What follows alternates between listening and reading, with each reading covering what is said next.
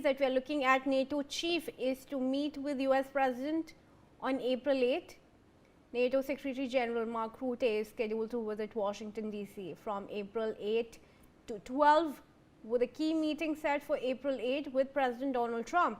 Visit, of course, coming amid heightened tension over the ongoing conflict with Iran and reports that President Trump is considering US withdrawal from the 77-year-old alliance, citing insufficient support from European NATO members.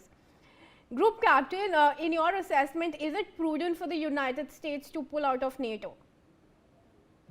Yes, Donald Trump has been threatening NATO that the US will pull out of NATO because he is very disappointed that why NATO has not joined the war effort.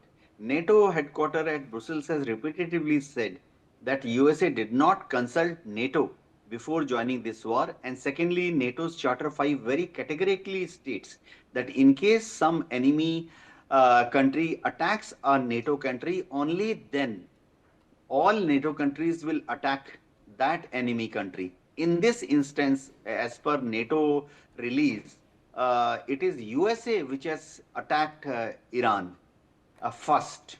So NATO does not want to join this war. But now that NATO Secretary General has been called by Donald Trump, definitely he will be under a lot of pressure to make NATO join the war in Iran.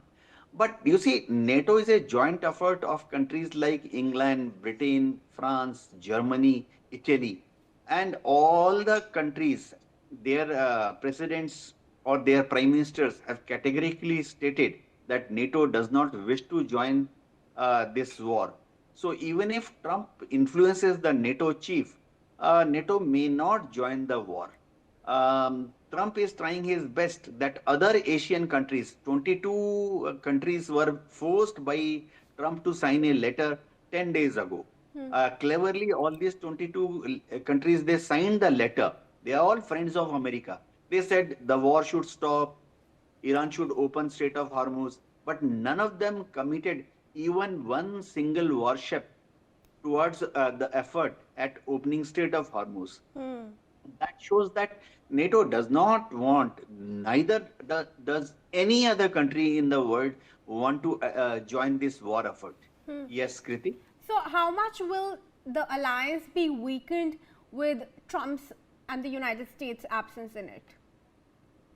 Yes, Kriti, you see, Donald Trump is a very small, insignificant part of NATO effort. NATO is an alliance between European countries and USA. Donald Trump will be president hardly for 2 or 3 years more.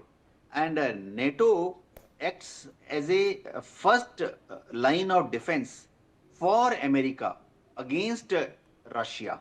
So if Russia attacks tomorrow, it is NATO countries who will stop Russian warships in Black Sea, in Baltic Sea, in say North Arctic Sea. So this fact is known to Pentagon. This is known to CIA. But Donald Trump refuses to listen to any advice from Pentagon or CIA. But Donald Trump as a president cannot unilaterally decide to leave NATO because American administration itself will not let Donald Trump leave NATO. It has to be remembered. See, I will give you an example. If tomorrow Russia launches its fighter bombers, then it is NATO countries who will shoot down these US fighter bombers before they reach mainland of USA, or they reach the US Navy ships in Atlantic. This fact, Pentagon knows, CIA knows, but Donald Trump refuses to believe. Donald Trump cannot leave NATO. Okay. Yes, Kriti? Yes. Okay. According to NATO now, viewers, following that meeting, Rutte will also hold discussions with Secretary of State Marco Rubio and Defense Secretary Pete Hegseth. Rutte's visit to the US capital runs from 8th to 12th of April, and on the 9th, he is expected to deliver a speech and participate in a discussion at the Ronald Reagan Presidential Foundation Institute.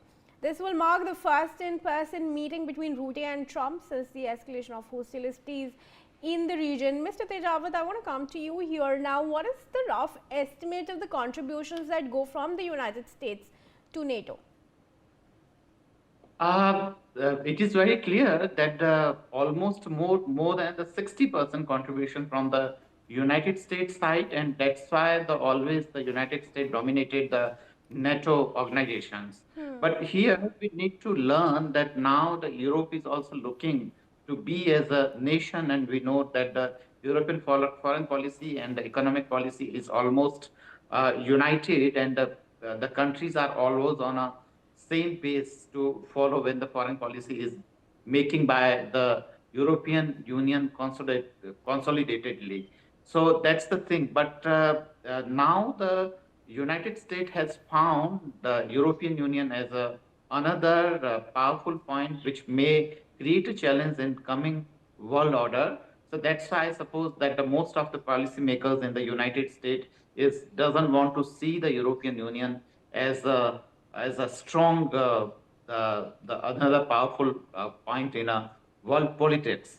So I believe that when the European Union decided to to build organizations like European Union, and when they decided to go for the European Parliament, then even the United States was not having any opinion to go with that idea.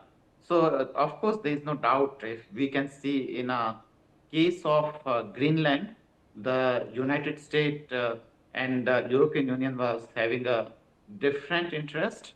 So that is the reason that probably the United States is not willing to go with the NATO anymore. Over to you, Kriti.